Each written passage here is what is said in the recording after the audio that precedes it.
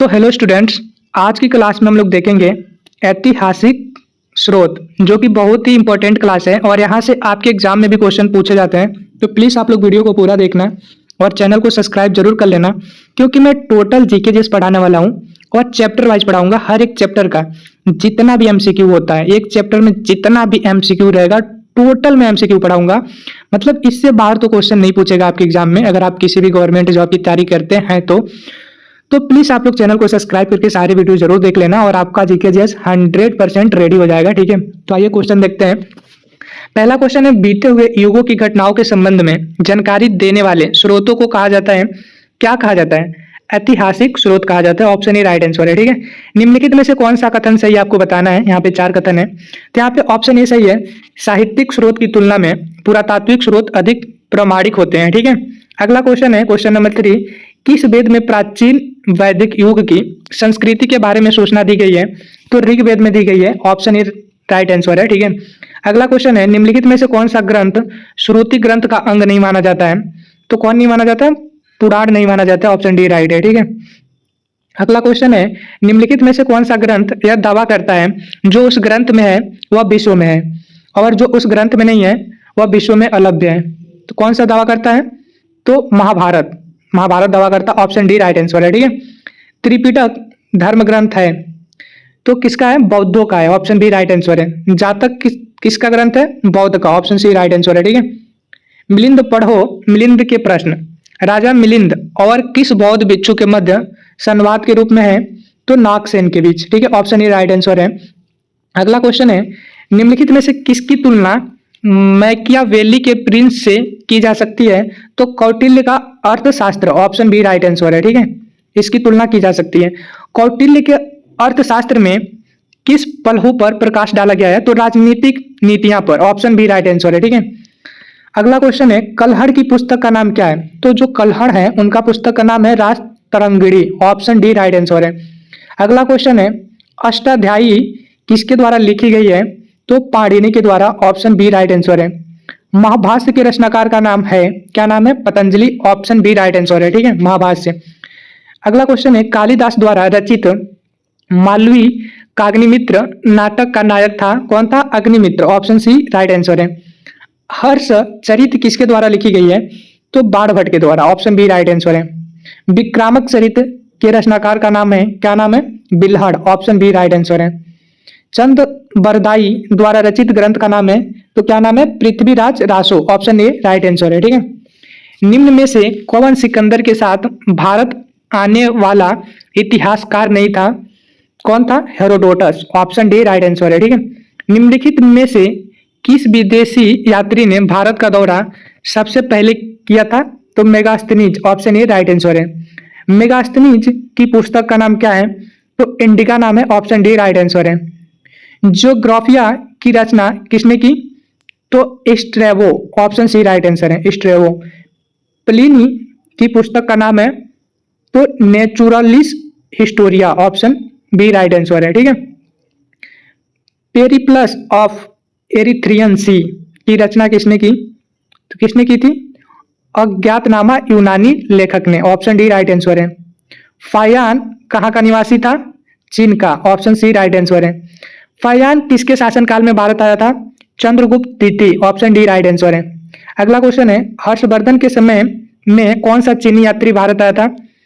तो Hiuen Tsang. Option D right answer है। ठीक है, अगला क्वेश्चन है, 9वीं सदी में भारत आए अरब यात्री सुलेमान ने किस साम्राज्य को रोहमा कहकर संबोधित किया? तो पाल साम्राज्य को। ऑप्शन ए राइट आंसर है। अल बेरूनी किसके शासनकाल में इतिहासकार था? तो Mahmud Ghaznavi. Option A right answer है। ठीक है, यात्री इब्न बतूता कहाँ से आया था? इब्न बतूता कहाँ से आया था? तो यह मोरक्को से आया था। ऑप्शन ए राइट आंसर है। ठीक है, दक्षिण अफ्रीकी यात्री इब्न बतूता किसके शासनकाल में भारत आया था? तो Mahmud bin Tughlaq. Option C right answer है। ठीक है, फारस के सुल्तान मिर्जा शाहरुख के राजदूत अब्दुल रज्जाक 1443 से 44 ईस्वी ने किस विजयनगर सम्राट के शासनकाल में विजयनगर की यात्रा की? तो देवराय द्वितीय के समय। ऑप्शन बी राइट आंसर है। ठीक है, भारतीय पुरातत्व सर्वेक्षण की स्थापना कब हुई थी? जल्दी जल्दी आप लोग कमेंट में बताइए। 1861 ईस्वी में, ऑप्शन डी राइट आंसर है।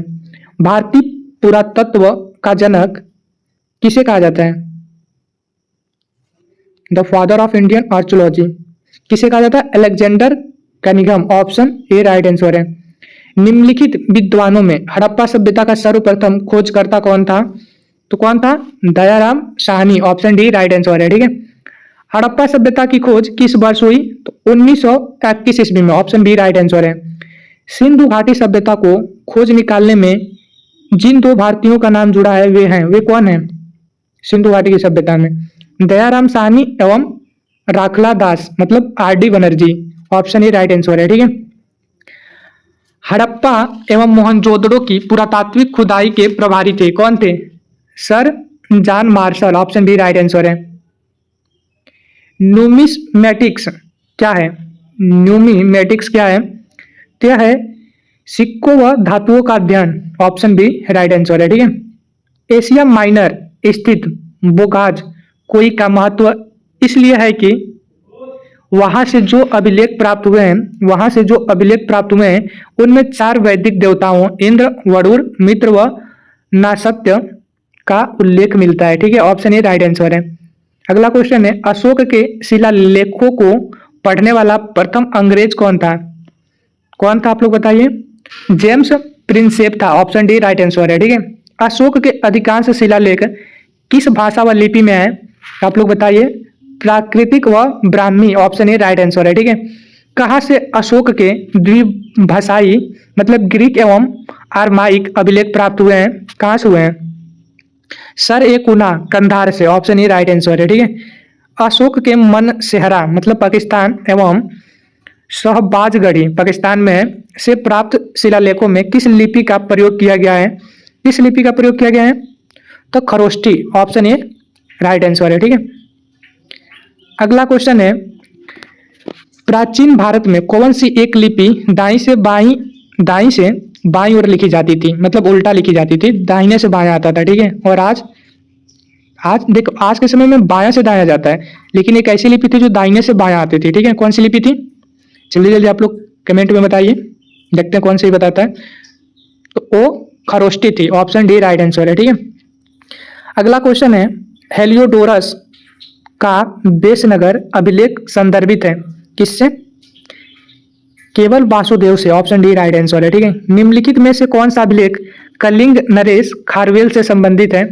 तो यह है हाथी Gumpha, option A right answer है। ठीक है, सर्वप्रथम भारत में विशुद्ध संस्कृत भाषा में लंबा अभिलेख किस राजा द्वारा जारी किया गया? आप लोग बताइए।